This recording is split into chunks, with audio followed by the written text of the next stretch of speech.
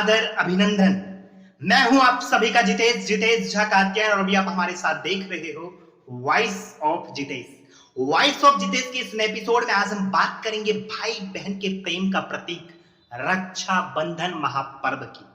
उससे पहले आपने अगर हमारे चैनल वॉइस ऑफ जितेश को अभी तक सब्सक्राइब नहीं किया है तो सबसे पहले यूट्यूब पर जाएं, सर्च करें वॉइस ऑफ जितेश, चैनल को सब्सक्राइब करें, घंटी के बटन को दबाना ना भूलें, वीडियो में अंत तक बने रहें। वीडियो अगर अच्छा लगे तो अपने मित्र परिजन सगे संबंधियों के साथ शेयर करना ना भूलें। तो आइए आज हम जानेंगे कि रक्षाबंधन पर्व की शुरुआत कब और कैसे हुई। वैसे तो रक्षाबंधन का पर्व हर वर्ष सावन माह के पूर्णिमा को मनाया जाता है। पौराणिक मान्यताओं के अनुसार असुर वंश में राजा प्रहलाद के पुत्र और राजा विरोचन के पुत्र महाराजा बलि हुए। महाराजा बलि अपनी दानवीरता के कारण अपने प्रजा में काफी चर्चित रहा करते थे। उनकी प्रजा उनकी दानवीरता को देखकर उनसे काफी खुश रहा करते थे। राजा बलि भगवान विष्णु और भगवान सूर्य के बहुत बड़े उपासक थे।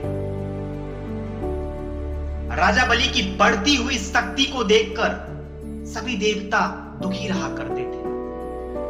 राजा बलि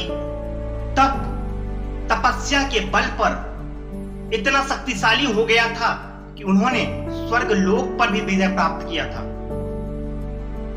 असुरों की बढ़ती हुई शक्ति को देखकर एक दिन सभी देवताओं ने निर्णय लिया, विचार किया और अपनी माता आदिति के पास पहुंचते हैं जहां ऋषि कश्यप भी मौजूद होते हैं। सभी देवताओं ने माता आदिति और ऋषि कश्यप को अपनी सारी दुखचर्या सुनाया।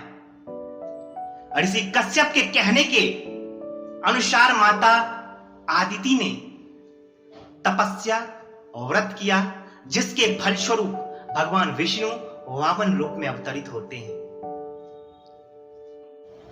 प्राचीन समय में जब राजा बलि अश्वमेघ यज्ञ कर रहे थे तो कुछ लोगों के अनुसार राजा बलि को काफी अहंकार हो गया था।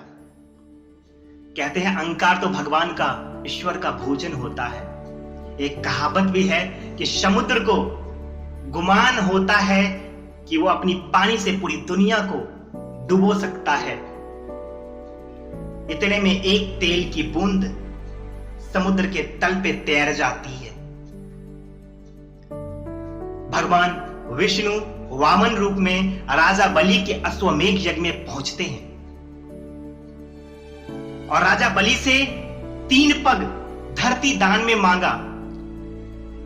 राजा बलि के गुरु, असुरों के गुरु शुक्राचार्य के मना करने के बावजूद राजा बलि ने बिना कुछ सोचे, बिना कुछ समझे भगवान वामन को 3 पग धरती दान में देने का वचन दे दिया।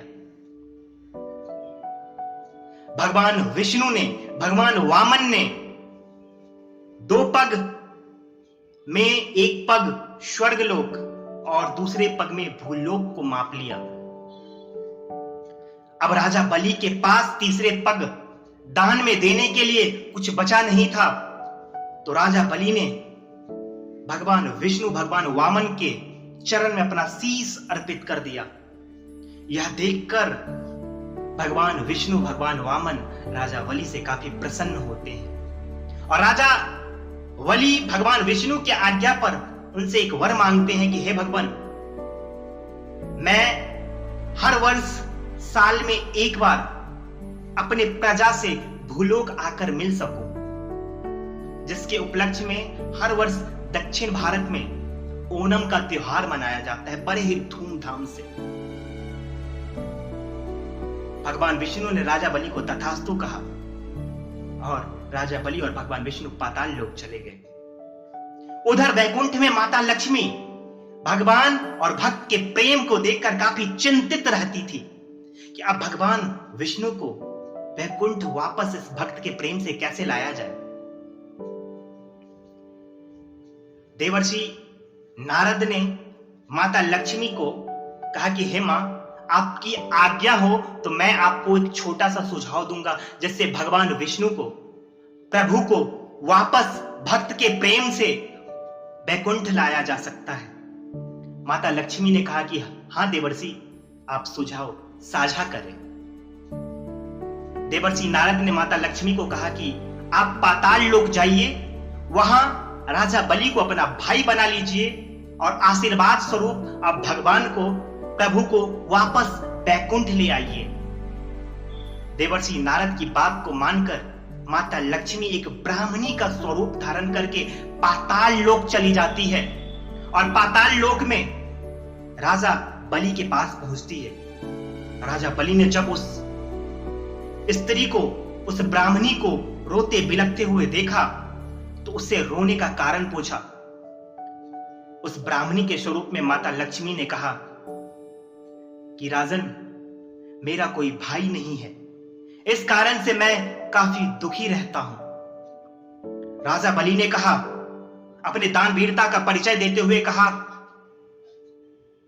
कि इतनी सी छोटी सी बात के लिए आप उदास हो, चलिए आज से मैं आपका भाई हुआ। माता लक्ष्मी अपने पास से एक रक्षा सूत्र राखी निकालती है और राजा बलि के कलाई पर उस रक्षा सूत्र राखी को बांधती है।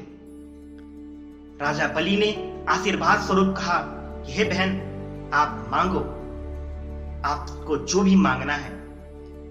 माता लक्ष्मी ने अपने स्वरूप को, लक्ष्मी स्वरूप को धारण किया और कहा, हे भक्त, आप भगवान को वापस बैकुंठ जाने के लिए कहिए। राजा बलि ने भगवान को वापस भक्त प्रेम से मुक्त किया। भगवान विष्णु, भगवान वामन राजा बलि को पाताल लोक सौंप कर वापस बैकुंठ चले जाते हैं और ऐसा माना जाता है कि त्रेता युग के उसी समय से भाई बहन के इस पर्व को मनाया जाता है, इस राखी के त्योहार को मनाया जाता है। हर बहन अपने भाई की रक्षा के लिए उसके कलाई में रक्षा सूत्र राखी बांधती है और हर भाई अपनी बहन को आशीर्वाद स्वरूप उसकी रक्षा करने का वचन अपनी बहन को देता है। तो इस वीडियो में हमने जाना, इस एपिसोड में हमने जाना कि रक्षाबंधन का पवित्र त्योहार कब और कैसे मनाया जाता है। अगले वीडियो में फिर हम मिलेंगे नई जानकारी के साथ। तब तक के लिए मैं जितेश झा कात्यायन आप सभी दर्शकों से लेता हूं विदा। वीडियो में बने रहने के लिए आप सभी का धन्यवाद।